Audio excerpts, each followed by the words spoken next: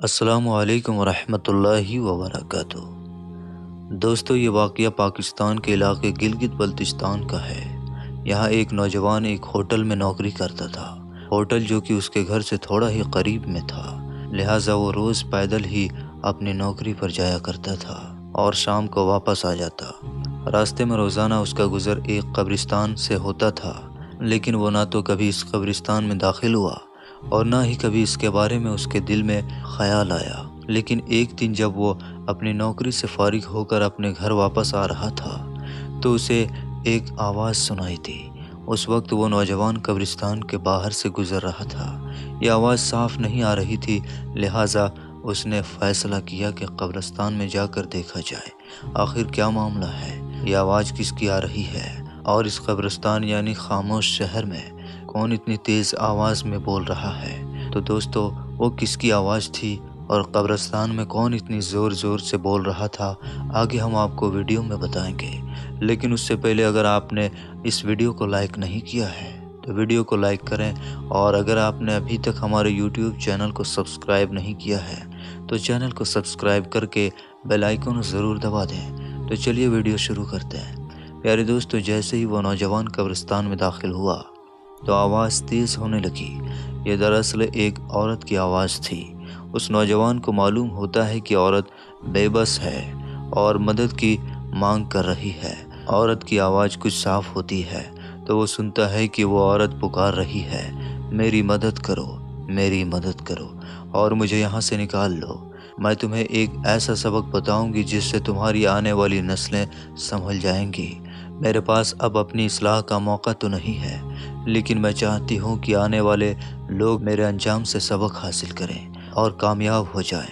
وہ نوجوان ڈر کر وہاں سے بھاگ جاتا ہے اور اپنے محلے میں پہنچ کر چند بزرگوں کو اکٹھا کرتا ہے اور اپنے ساتھ پیش آنے والا سارا معاملہ ان کے سامنے رکھ دیتا ہے۔ بزرگ اس نوجوان کے ساتھ قبرستان جانے کا فیصلہ کرتے ہیں۔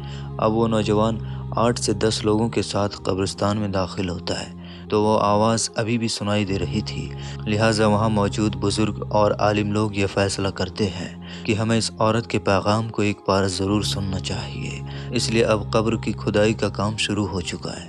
اتنے میں 8 سے 10 لوگوں کا ہجوم اب 35 سے 40 لوگوں کے مجمع میں بدل چکا تھا۔ جب قبر کی کھدائی پوری ہوتی ہے تو دیکھا گیا وہاں ایک عورت بیٹھی ہے جو کہتی ہے کہ کوئی میرے گھر جاؤ، وہاں سے ایک سوٹ لے آؤ اور اس کے ساتھ ساتھ کوئی بڑی چادر یا دوپٹہ ضرور لانا۔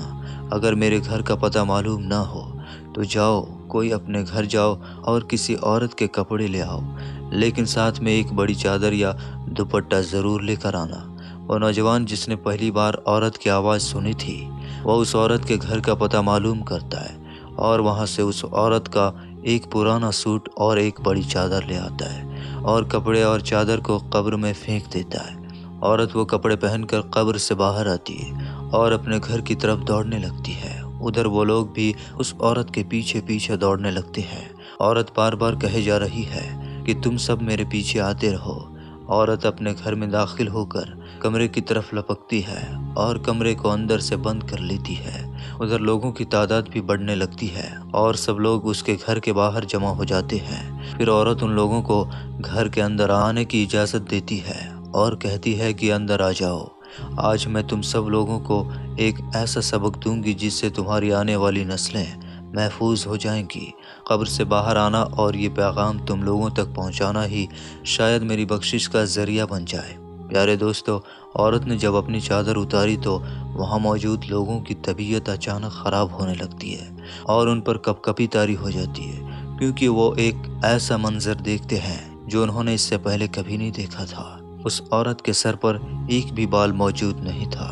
بال تو بہت دور کی بات ہے، یہاں تک کہ اس کے سر کی چمڑی یعنی خال بھی موجود نہیں تھی۔ اس نوجوان نے سوال کیا، تمہارے بالوں کے ساتھ کیا ہوا؟ عورت نے جواب دیا، جب میں زندہ تھی اور اپنے گھر سے باہر نکلتی تھی تو اپنے بالوں کو ننگا رکھتی تھی، اس کو چمکیلا بناتی تھی تاکہ زیادہ سے زیادہ آدمی میرے بالوں کی تعریف کریں اور میری خوبصورتی کی طرف متوجہ ہوں۔ اس نوجوان نے پھر سوال کیا کہ تمہارے ہونٹ کہاں گئے؟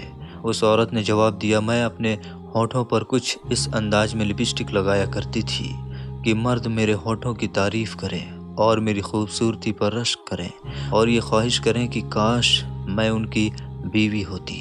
اس وقت تمام لوگ پوری طرح سے ڈر چکے تھے، کیونکہ یہ تمام منظر بہت ہی زیادہ خطرناک اور خوف زدہ تھا۔ صرف پہلی بار آواز سننے والا نوجوان ہی ہمت اور حوصلے کے ساتھ اس عورت سے باتیں کر رہا تھا۔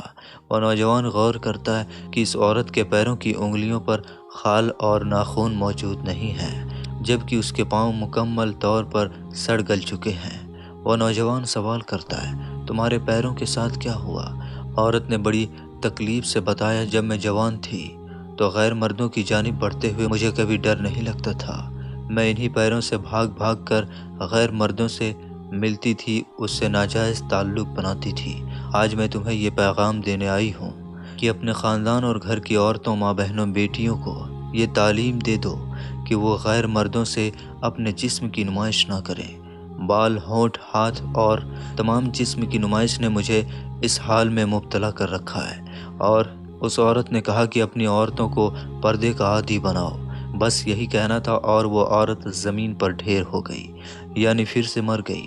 لوگوں نے اسے وہاں سے اٹھایا اور واپس قبرستان میں ڈال کر مٹی ڈال دی۔ پیارے دوستو، اس ویڈیو میں عورتوں کے لیے ایک اہم پیغام ہے کہ وہ پردے میں رہیں، لیکن مرد حضرات کو بھی چاہیے کہ وہ اپنی نظریں جھکا کر چلیں۔ اسلام میں عورتوں کے لیے پردے کا حکم ہے، تو مردوں کو بھی حکم دیا گیا ہے کہ وہ اپنی نظریں جھکا کر چلیں۔ پیارے دوستو، یہ ویڈیو آپ کو کیسی لگی کمنٹ باکس میں ضرور بتائیے گا۔ ملیں گے اگلی ویڈیو میں، تب تک کے لیے السلام علیکم ورحمۃ اللہ وبرکاتہ۔